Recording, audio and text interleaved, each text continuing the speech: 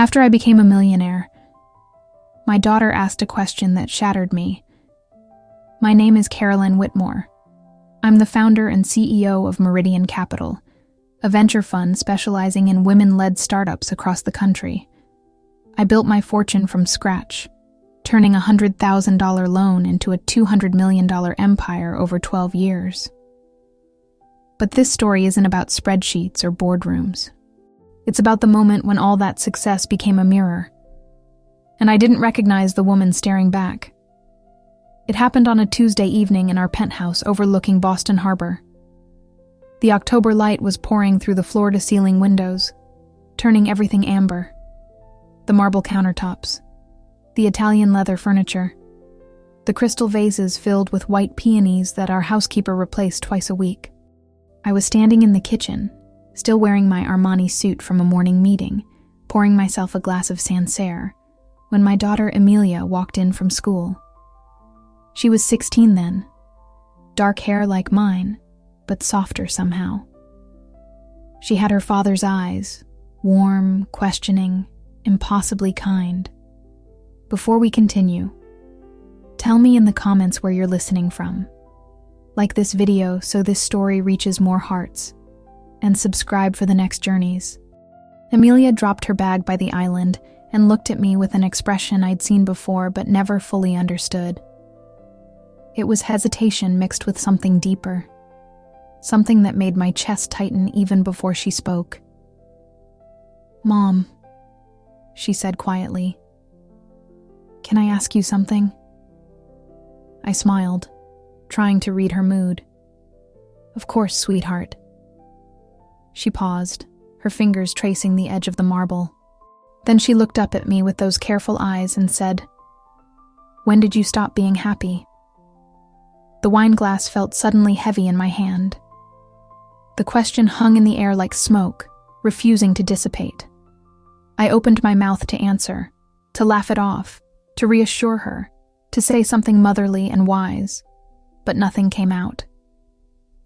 Because somewhere deep inside, beneath all the layers of success and control, and carefully constructed perfection, I knew exactly what she meant. And I realized, in that terrible, clarifying moment, that she had seen something I'd been hiding even from myself. I forced a smile.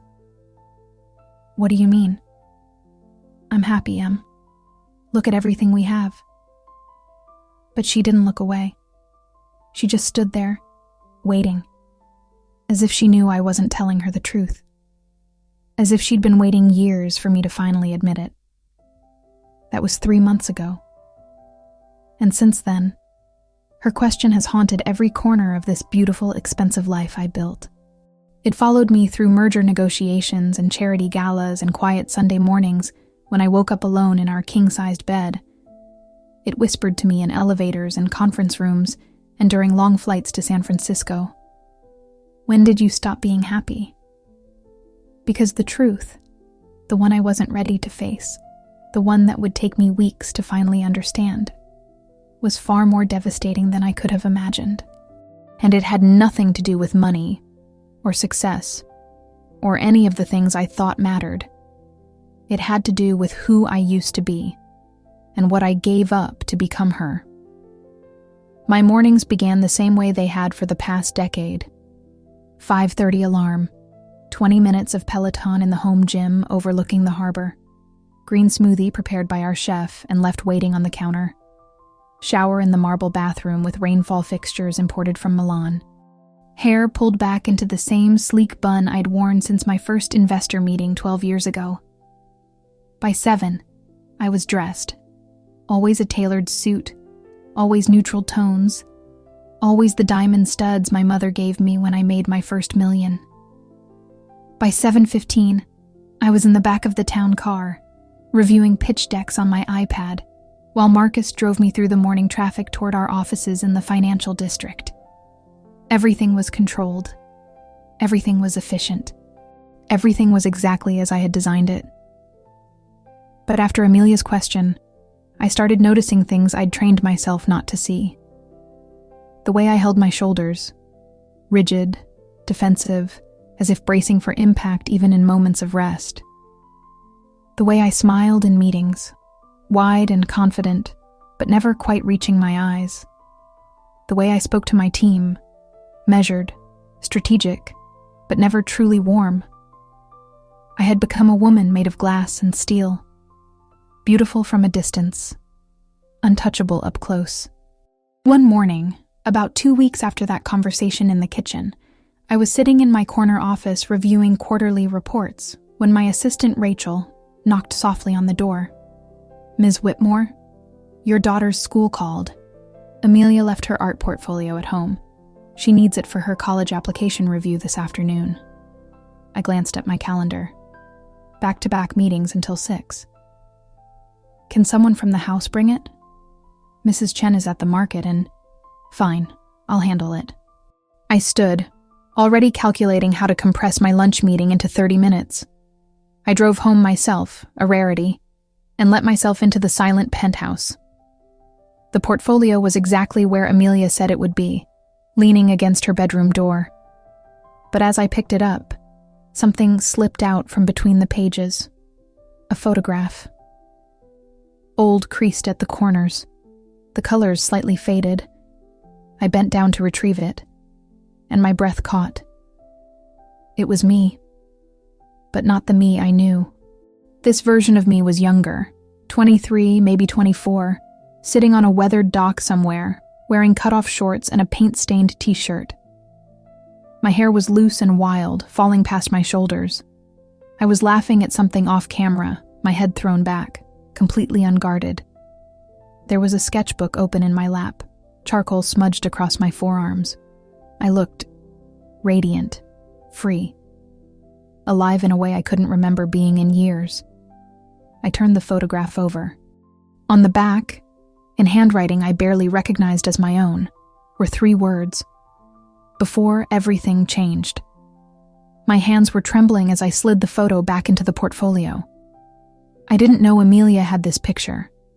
I didn't even know it still existed. I thought I'd thrown away everything from that time. The paintings, the sketchbooks, the evidence of the person I used to be. Why did she keep this? I whispered to the empty room. But I already knew. She was trying to understand something. She was looking for the woman in that photograph, the mother she'd never met. The version of me that existed before ambition became armor, before success became the only language I spoke. I delivered the portfolio myself, driving across the city to Amelia's private academy. When I handed it to her in the hallway outside the admissions office, she looked surprised. "You came yourself?" Of course I did. She took the portfolio carefully, her eyes searching my face. "Thanks, Mom." I wanted to ask her about the photograph. I wanted to know where she found it, why she kept it, what she saw when she looked at that younger version of me. But the words wouldn't come. Because asking meant admitting I'd noticed. And admitting I'd noticed meant facing the question she'd asked me weeks ago. When did you stop being happy? So instead, I kissed her forehead and drove back to the office, where 3 executives were waiting to pitch me their startup, and where I could be the woman everyone expected, sharp, successful, completely in control. The woman who had nothing left to hide. Except I did. And somehow, my daughter knew it. The photograph haunted me for days. I kept seeing it in my mind during board meetings, during conference calls, during the silent drives home through the city lights. That younger version of myself, so unguarded, so luminous with possibility. I couldn't reconcile her with the woman I'd become. The woman who scheduled her life in 15-minute increments, who hadn't picked up a paintbrush in over a decade, who measured success in portfolio returns and market valuations. I started paying closer attention to Amelia, the way she moved through our home like a guest, careful not to disturb anything. The way she spent hours in her room with the door closed, working on art projects I never asked to see. The way she looked at me sometimes, not with anger or resentment, but with something worse. Sadness, as if she were mourning someone who was still alive. One Saturday morning, I found myself standing in the doorway of my home office, a room I'd designed with the same precision as everything else in my life. Floor-to-ceiling bookshelves lined with business biographies and economic theory. A glass desk positioned to overlook the harbor. Everything pristine. Everything purposeful. Everything cold.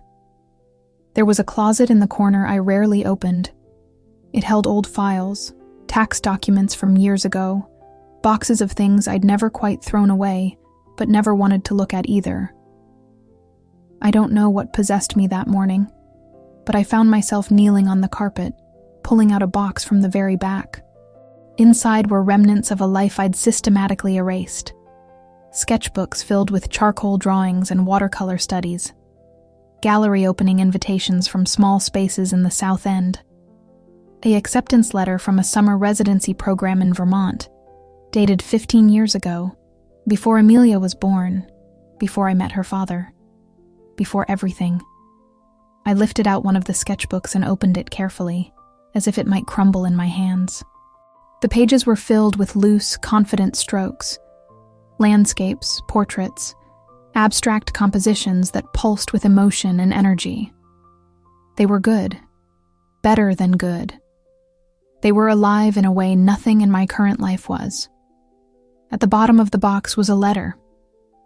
I recognized the letterhead immediately. Ashford Gallery in New York, one of the most prestigious contemporary art spaces in the country. The letter was addressed to me, dated 13 years ago. Dear Caroline, we are delighted to offer you representation. I had never opened it. I'd received it the same week I found out I was pregnant with Amelia, the same month I'd been offered the junior partnership at the investment firm where I was working. I remember standing in my tiny studio apartment in Cambridge, holding that envelope, knowing that opening it would mean choosing a path I could no longer afford to take. So I'd put it away, told myself it was the practical decision, told myself that art was a dream for people who didn't have responsibilities, who didn't have a child coming, who didn't need to build something stable and secure. I'd chosen certainty over possibility, safety over passion, and I'd never looked back, until now. Mom, I startled, nearly dropping the sketchbook. Amelia was standing in the doorway, wearing sweatpants and one of her oversized hoodies, her hair pulled into a messy bun. She looked so young in that moment, and so achingly familiar. I didn't hear you come in, I said, my voice unsteady. She walked closer, her eyes falling on the open box, the scattered sketchbooks, the letter in my hand. Are those yours? I nodded, unable to speak. She knelt beside me, carefully lifting one of the sketchbooks. She turned the pages slowly, reverently, studying each drawing with the kind of attention I gave to financial projections. When she finally looked up at me, her eyes were glistening. Why did you stop? 3 words. Simple, direct, devastating. I opened my mouth to give her the answer I'd rehearsed for years, the responsible one, the practical one, the one about priorities and providing for our family. But looking at her face, at the confusion and hurt written there, I realized she didn't want the rehearsed answer. She wanted the truth. I thought I had to, I whispered. I thought I couldn't be both things, an artist and a mother, a dreamer and someone you could depend on. But I never asked you to stop, she said softly. I never asked you to give that up. The words hung between us, heavy with implication. Because she was right. She'd never asked. I'd decided on my own that loving her meant sacrificing that part of myself. That being a good mother meant becoming someone else entirely. And in doing so, I'd become someone she couldn't quite reach. Someone who'd forgotten how to be happy. Amelia closed the sketchbook carefully and stood. I'm going to Sophie's house. I'll be back for dinner. She left me there, kneeling on the floor of my perfect office, surrounded by evidence of the woman I used to be. The woman I'd buried so completely that even I had forgotten she existed. But my daughter hadn't forgotten.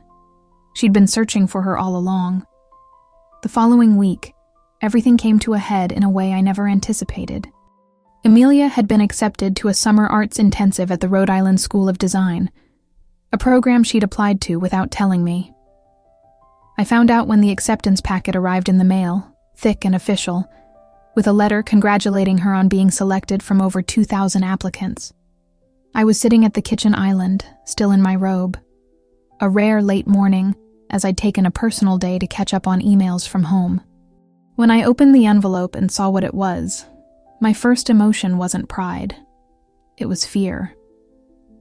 By the time Amelia came downstairs for breakfast, I had the letter spread out in front of me, along with the program details. 6 weeks. Intensive studio work, portfolio development, career guidance for aspiring artists. "You applied to this?" I asked, keeping my voice carefully neutral. She froze in the doorway, her backpack sliding off her shoulder. "Yes." "Without discussing it with me?" "I didn't think you'd understand." The words struck me like a slap. "What does that mean?" Amelia set her bag down slowly, her jaw tight. "It means you don't take my art seriously, Mom. You never have. You think it's a hobby, something I'll grow out of when I start thinking about real careers.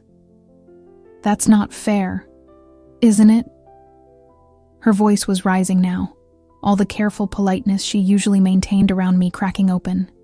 "When was the last time you asked to see my work? When was the last time you came to one of my gallery shows at school? You missed 3 of them last semester because of meetings." I stood, my hands gripping the edge of the counter. "Amelia, I'm building something. I'm providing for us. Everything I do is so you can have opportunities.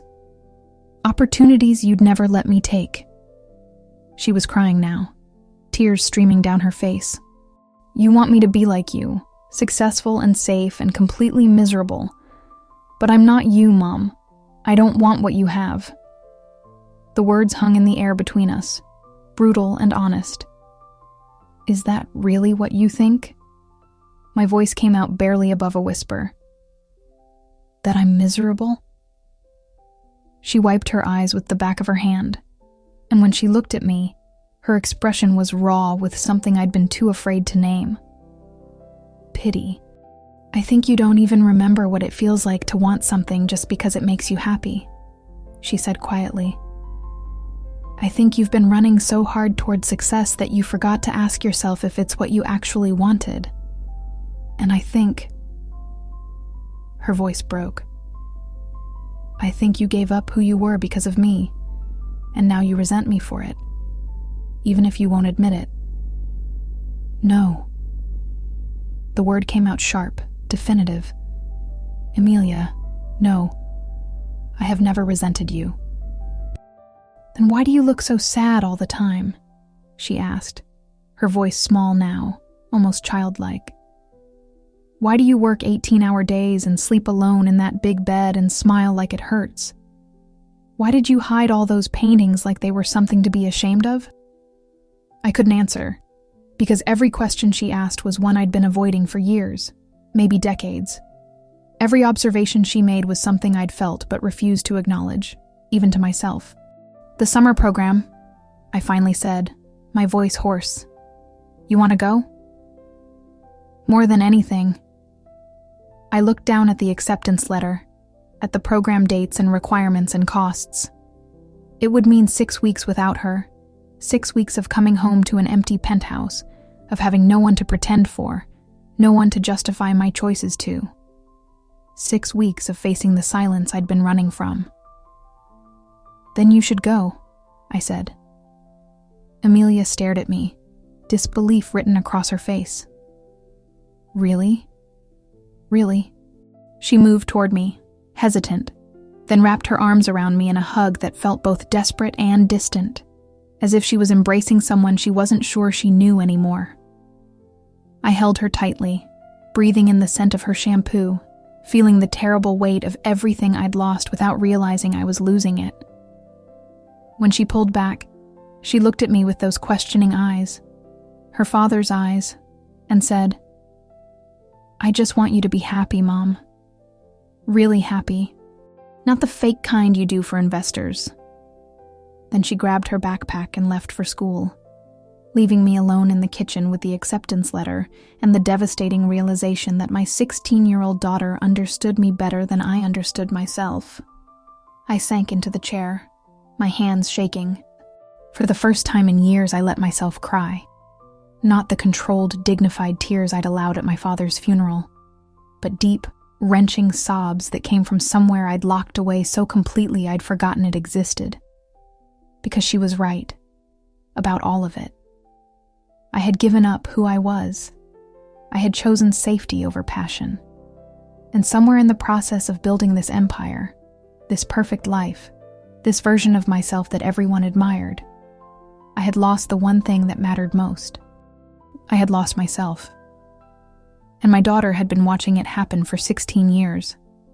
That night, I did something I hadn't done in over a decade. I canceled my evening plans, a charity gala I was supposed to co-chair, and stayed home. Not to work, not to catch up on emails, but to sit with the discomfort of everything Amelia had said. The penthouse felt enormous without her energy filling it. I wandered from room to room like a stranger, noticing details I'd stopped seeing years ago. The pristine white sofas no one ever sat on. The abstract art I'd purchased from a decorator's recommendation. Pieces I'd never actually chosen myself. The formal dining table that seated 12 but had only ever held business dinners and catered holiday meals. Everything was beautiful. Nothing was mine. I found myself back in my home office, pulling out the rest of the boxes from that closet. More sketchbooks. A portfolio case I'd forgotten existed. Tubes of dried-out paint. And at the very bottom, wrapped in tissue paper, a small canvas. I unwrapped it carefully. It was a portrait, unfinished, but unmistakable. My mother. I'd painted it the summer before she died, trying to capture not just her features, but the quality of light around her, the gentleness in her expression, when she thought no one was watching. I'd never completed it. A week after I started, she had the stroke that would take her from us 3 months later. I was 22, still in art school, still believing I could make a life from painting and passion, and the fierce certainty that creativity mattered more than security. My mother had understood that part of me. She'd been a pianist, not professionally, just for herself, just because it fed something in her soul. I remember sitting in our living room in Providence as a child, watching her fingers move across the keys, her whole body alive with the music. She never made money from it, never sought recognition. She played because not playing would have meant losing a part of herself she couldn't live without. After she died, I'd promised myself I would finish the portrait.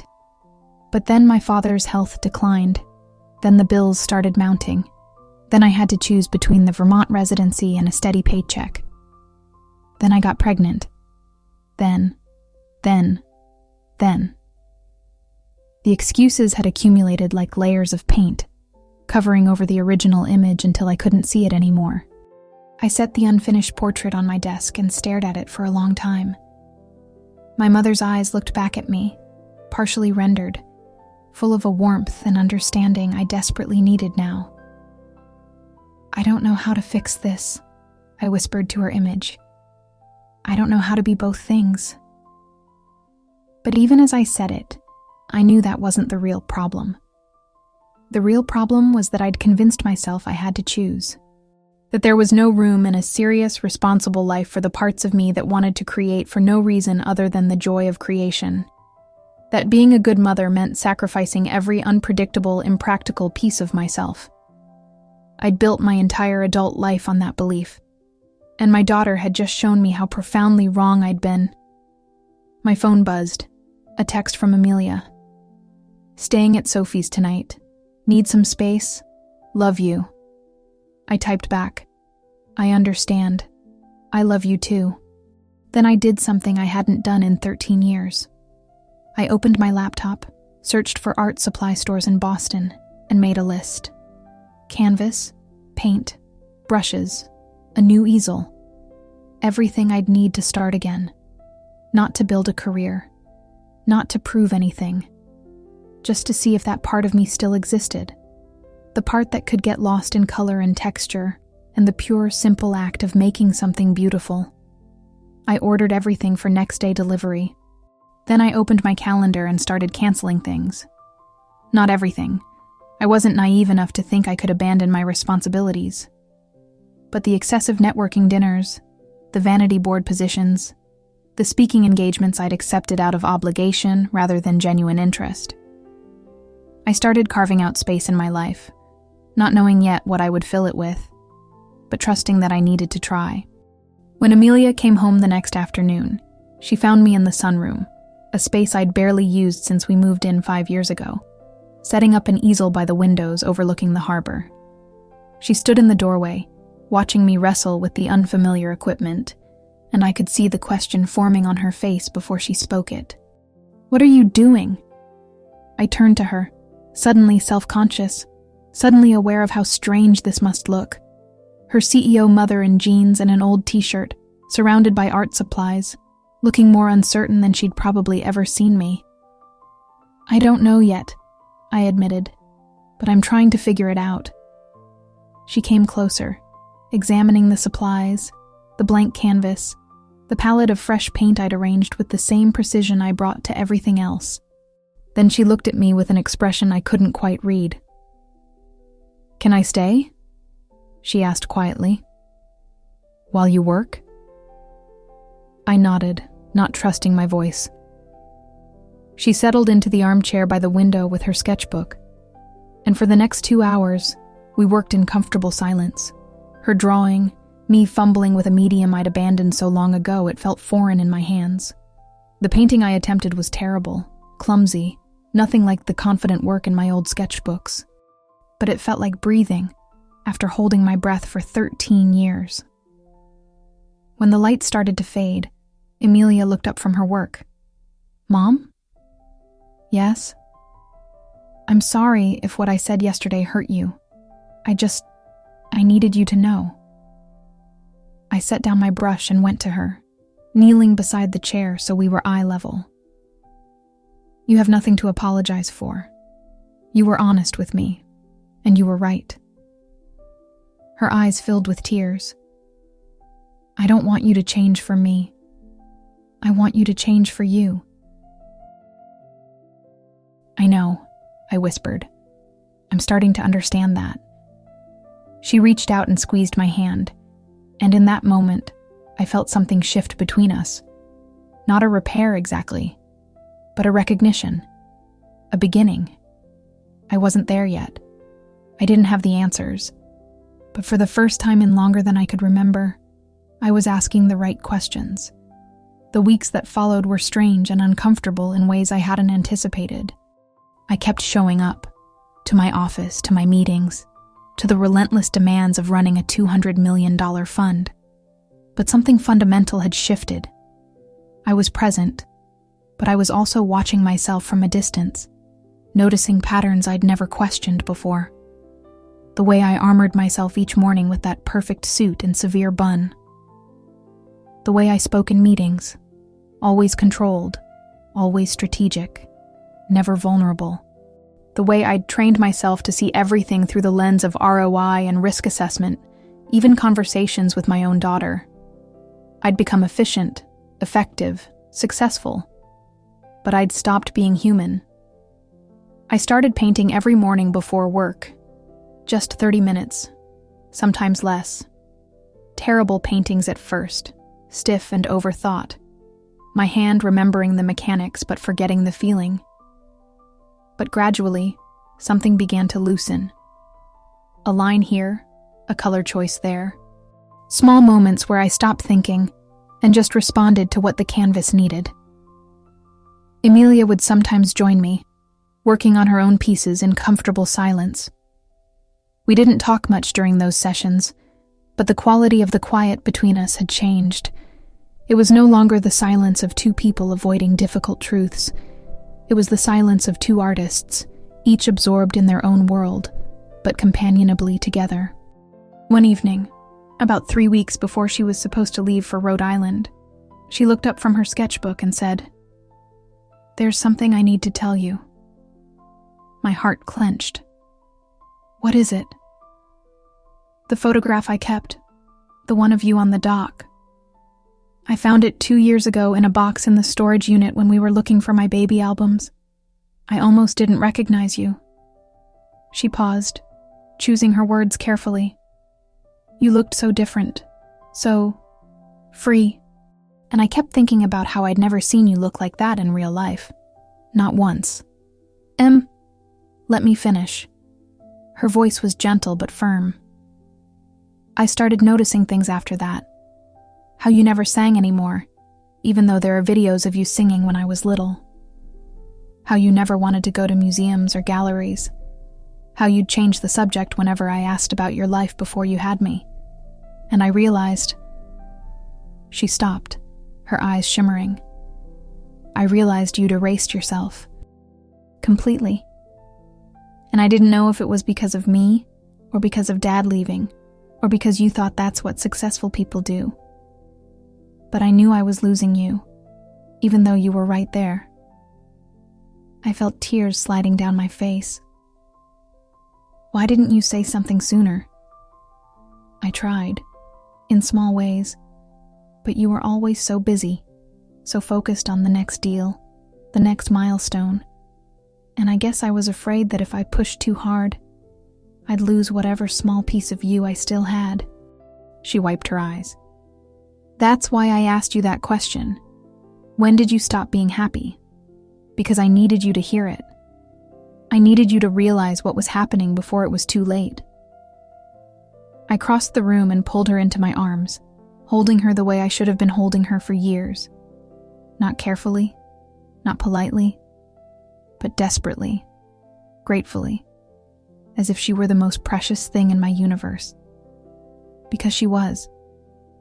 "I'm so sorry," I whispered into her hair. "I'm so sorry I made you carry that. I'm so sorry I made you feel like you had to fix me."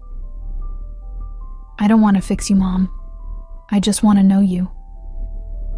We stayed like that for a long time, crying together in the fading sunlight of the sunroom, surrounded by our half-finished paintings and the evidence of two lives slowly, carefully, beginning to intertwine again. Later that night, after Amelia had gone to bed, I found myself standing in front of the unfinished portrait of my mother. I'd been avoiding it since I pulled it out of storage, afraid to touch it, afraid I wouldn't remember how to see her the way I once had. But now, with Amelia's words still echoing in my mind, I picked up a brush.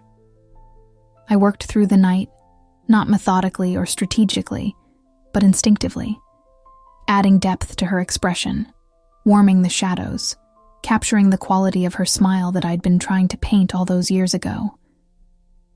At some point, I realized I was crying, but I didn't stop. I let the tears fall onto the palette, mixing with the paint, becoming part of the image. By dawn, it was finished. Not perfect. There were rough edges, places where my hand had hesitated, but true. My mother looked back at me from the canvas with eyes full of understanding and forgiveness, as if she'd been waiting 13 years for me to complete this conversation with her. And suddenly, I understood what I needed to do. Not just for Amelia, not just to become some idealized version of myself, but for something deeper, something that had been waiting patiently beneath all the success and armor and carefully constructed perfection. I needed to tell the truth, the whole truth, the one I'd been hiding from everyone, including myself. The next morning, I called Amelia into the sunroom. She came in rubbing sleep from her eyes, wearing one of my old college sweatshirts that was too big on her slender frame. "Sit down," I said gently. "There's something I need to tell you. Something I should have told you years ago."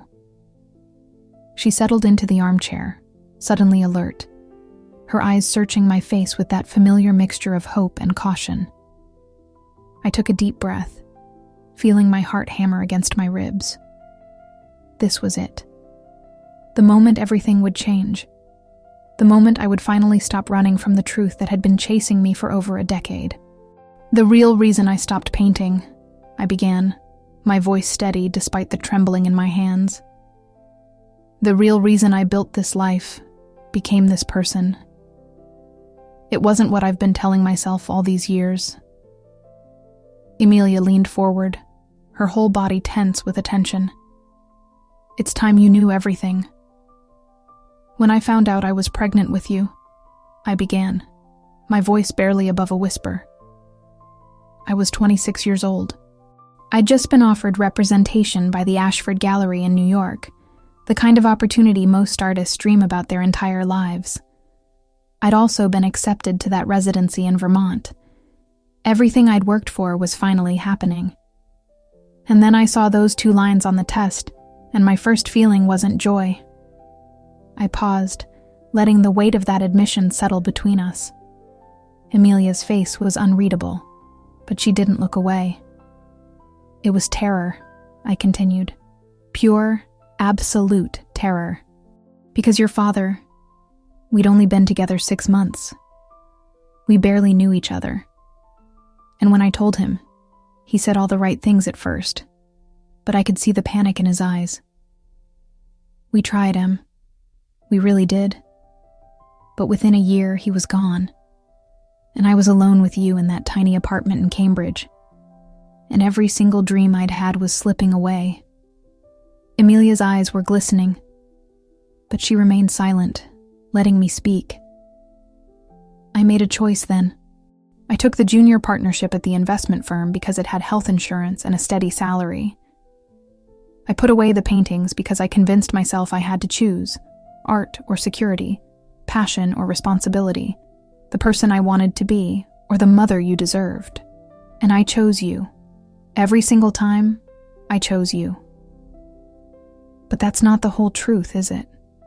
Emilia said softly. That's the story you told yourself. I felt my breath catch. What do you mean? She stood and walked to the window, her back to me. You didn't just choose me, Mom. You blamed me. Maybe not consciously. Maybe not in words. But somewhere deep down you looked at your life, at everything you'd given up, and you couldn't separate me from the loss. So you ran. You built this empire, this perfect, controlled life. Because if you could be successful enough, important enough, wealthy enough, then maybe the sacrifice would feel worth it. Maybe then you wouldn't have to face what you were really feeling. The words hit me like a physical blow, not because they were cruel, but because they were true. Devastatingly, perfectly true. I didn't resent you because I had to give things up, I whispered, the realization breaking over me like a wave. I resented myself for not being strong enough to figure out how to be both things. I resented myself for being afraid, for choosing safety over courage, for deciding that being a good mother meant erasing every unpredictable, impractical, passionate part of who I was. I was crying now, deep shuddering sobs that came from a place I'd sealed off for 13 years. And the worst part, I continued through my tears, is that I taught you the same thing. I taught you that love means sacrifice, that success means suppression, that you can't be a whole person and still be responsible, or stable, or worthy of respect. I turned myself into this cold, efficient machine, and I thought I was protecting you. But I was just teaching you to be afraid of your own heart. Emilia turned from the window, tears streaming down her face. When did you stop being happy, Mom? I met her eyes, those beautiful, questioning eyes that had been asking me this question in 100 different ways for years. The day I put away those paintings, I said. The day I decided that being your mother meant I couldn't also be myself. Not because you asked me to give anything up, you never did, but because I was so terrified of failing you that I stopped taking any risks at all. I stopped singing. I stopped creating. I stopped letting myself want things just for the joy of wanting them. I became someone you could depend on, but someone I didn't recognize. Someone who measured worth in dollars and accomplishments instead of moments and connection, and the small, brave act of being fully alive. Amelia crossed the room and took my hands in hers. "You didn't fail me, Mom, but you did fail yourself." "I know," I whispered. "I know. So what are you going to do about it?" I looked at her, this brave, brilliant girl who'd had the courage to ask the question I'd been running from, who'd held up a mirror until I had no choice but to see myself clearly. "I'm going to try," I said. "I'm going to keep painting. Not to build a career, but because it feeds something in me I can't live without anymore. I'm going to stop scheduling every minute of my life like it's a hostile takeover. I'm going to say no to things that don't matter and yes to things that scare me. I'm going to let you see me fail and struggle and be imperfect, because that's what real love looks like. Not sacrifice, but honesty. Not perfection, but presence. And the company? I'll still run it, but differently. Not as something I'm hiding behind, but as something I genuinely built and can be proud of, without it being the only thing that defines me." Amelia smiled through her tears. "Can I tell you something?" "Anything." "That photograph I kept, of you on the dock, I didn't keep it because I wanted you to go back to being that person. I kept it because I wanted you to remember that she still exists, that she's still in there, underneath all the armor, and that maybe, if you could find her again, you could teach me how to be both things too. How to be passionate and responsible, creative and stable, fully myself and still someone other people can count on." I pulled her into my arms, and we stood there in the sunroom surrounded by our paintings, holding each other the way we should have been holding each other all along. Not carefully, not apologetically, but completely. "You already know how to be both things," I whispered. "You've always known. I'm the one who needed to learn from you." That was 4 months ago. Amelia left for Rhode Island in June. The house felt empty without her, but it was a different kind of empty than before. Not lonely, but spacious. Room to breathe. Room to discover what fills the silence when you stop running from it. I still run Meridian Capital, but I restructured my schedule, brought in a COO to handle day-to-day operations, and started spending mornings in the sunroom with my paints. I'm working on a new series. Portraits of women who chose courage over comfort, who refused to shrink themselves to fit other people's expectations. The work is raw and imperfect, and more honest than anything I've created in my entire life. Next month, I'm showing 3 pieces in a small gallery in the South End. Not because I need the recognition, not because I'm building a new career, but because Amelia asked to see my work displayed the way hers is, and because I want to honor that request. I want to honor her. She calls me twice a week from the program, her voice bright with excitement as she tells me about her projects, her instructors, the other students who understand her in ways I'm only beginning to. She sounds happy, free. Exactly the way I looked in that photograph from the dock. Last week she asked me, "Are you happy now, Mom?" And for the first time in 13 years, I could answer honestly, "I'm getting there." Because the truth is this: happiness isn't something you achieve and then maintain through perfect control and relentless success. It's something you practice daily by choosing honesty over comfort, presence over perfection, connection over achievement. It's painting badly at dawn because it feeds your soul. It's letting your daughter see you cry. It's finishing a portrait of your mother that you abandoned 13 years ago because you were too afraid to grieve. It's admitting that you were wrong, that you were lost, that you built an empire to avoid facing the question your own child had the courage to ask. When did you stop being happy? The day I forgot that being a mother didn't mean erasing myself. It meant becoming more fully who I am, so my daughter could learn to do the same. That's the truth, the real one, the one I needed 13 years and one devastating question to finally understand. And now, every morning when I stand in front of that easel with paint on my hands and possibility in my heart, I whisper the same thing to my younger self, to my mother's portrait, to the woman I'm slowly, carefully, becoming again. This is when I start being happy. Right now. Today. This moment. It's never too late to come home to yourself. If this story touched you, leave your rating from 0 to 10 in the comments and subscribe for the next journey.